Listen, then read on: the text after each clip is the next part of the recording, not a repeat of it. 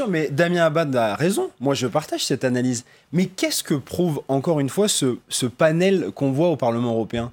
Que le président de la République, excusez-moi du peu, pendant toute cette campagne, a raconté des balivernes aux Français.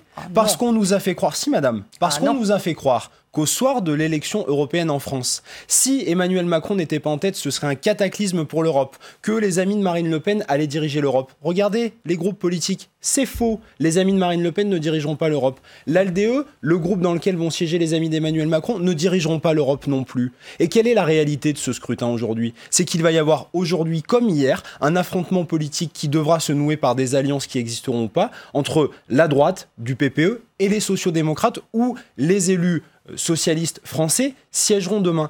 Et là va se poser une question très importante dans la recomposition, y compris pour la recomposition de la vie politique française. Parce que les Verts, aujourd'hui, vont avoir une responsabilité.